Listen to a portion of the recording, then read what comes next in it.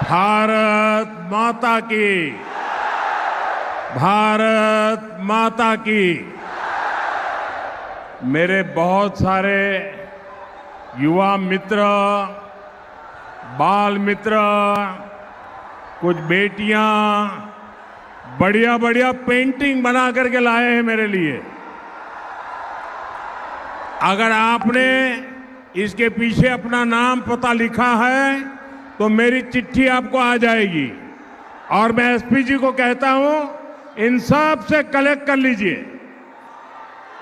आप मेरे एसपी जी के लोगों को दे दीजिए, ये मुझ तक पहुंच जाएगा और मेरी चिट्ठी भी आपको आएगी। बोले भारत माता की, भारत माता की। इस चुनाव में जो कैंडिडेट है असेंबली में, उन सब कैंडिडेट को आगे आने के लिए मेरी रिक्वेस्ट है। सब खड़े हो जाइए। हाँ,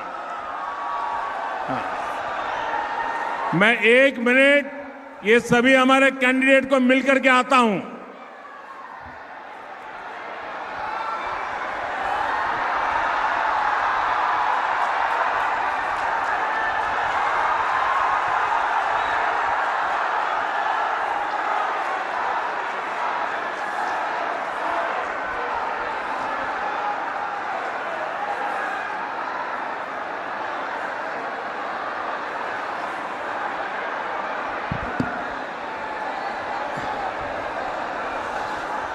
भारत माता की।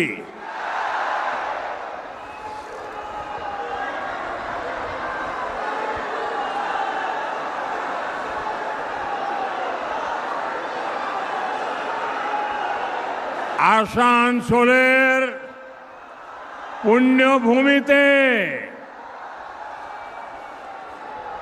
अपना देश सौभाग्य अमार प्रणाम। इस मंच से मैं मां कल्याणेश्वरी के चरणों में नमन करता हूं।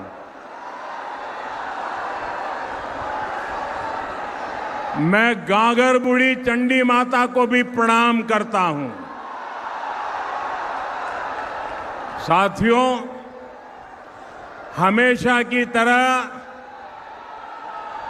पश्चिम बर्धमान की जनता का ये प्यार, इतना बड़ा जन सैलाब, ये उत्साह, ये जोश, ये माहौल, ये बता रहा है कि बंगाल में परिवर्तन की ताजा हवा चल रही है।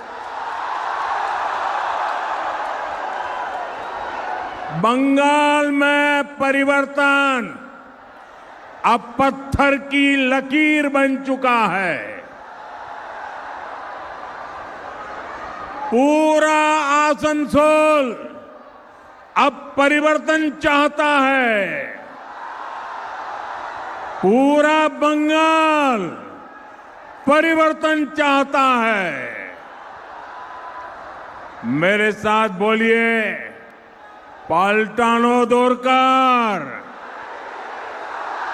पाल्टानो दोरकार, पाल्टानो दोरकार, पाल्टानो दोरकार, पाल्टानो दोरकार, पाल्टानो दोरकार। भाइयों बहनों,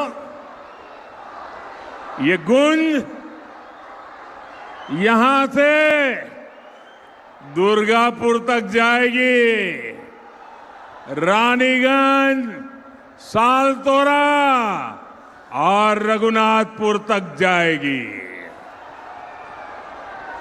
ये बंगाल के जन जन की आवाज है। बंगाल में टीएमसी के पापों का घड़ा अब भर चुका है। बंगाल में अगली सरकार डबल इंजन सरकार बनेगी। 4 मई के बाद बंगाल विकास के एक नए युग में प्रवेश करेगा। साथियों, बंगाल की प्रगति के लिए टीएमसी से मुक्ति जरूरी है कि नहीं है? है कि नहीं है? टीएमसी जानी चाहिए कि नहीं जानी चाहिए?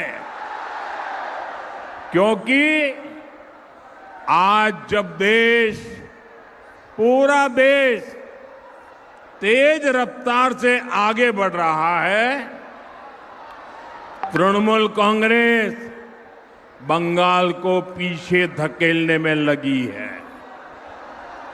यहां के संसाधन, यहां की संभावनाएं और नौजवानों के अवसर सब पर टीएमसी के गुंडों का कब्जा है।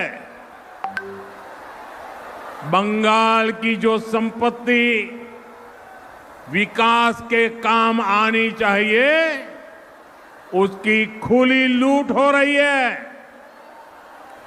हमारे आसनसोल के लोगों से बेहतर भला ये कौन जान सकेगा? आप देखिए, आसनसोल कोल बेल्ट का इतना बड़ा इलाका है, लेकिन टीएमसी राज में इस पूरे कारोबार पर सिंडिकेट का कब्जा है। कोयले की कालाबाजारी, कोयला माफिया, बालू माफिया, भू माफिया, ये सब इस पूरे इलाके पर बोझ बन गए हैं। बंगाली मानुष इससे परेशान है।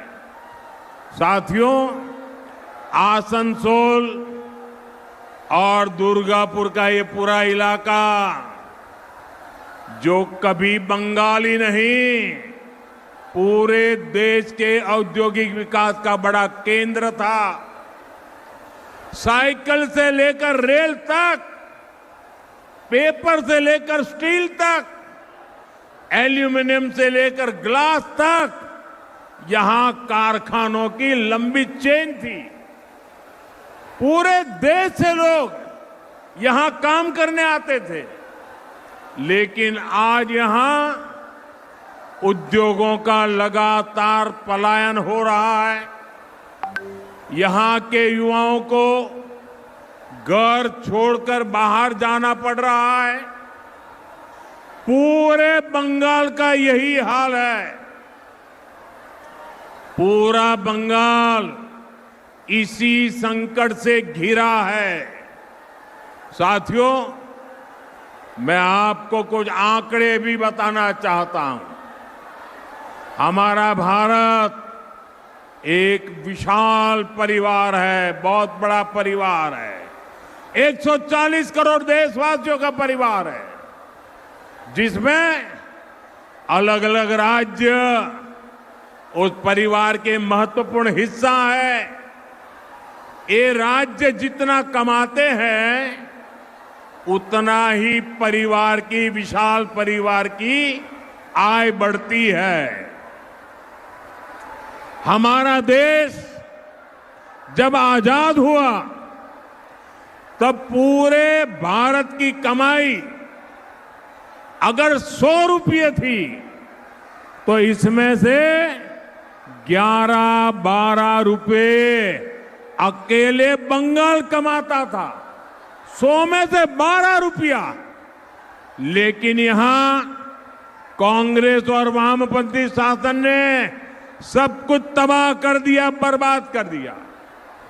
और इतना कम था तो 2011 में जब आपने टीएमसी को मौका दिया, तब देश की कमाई में बंगाल का हिस्सा घटकर 6 रुपये रह गया था।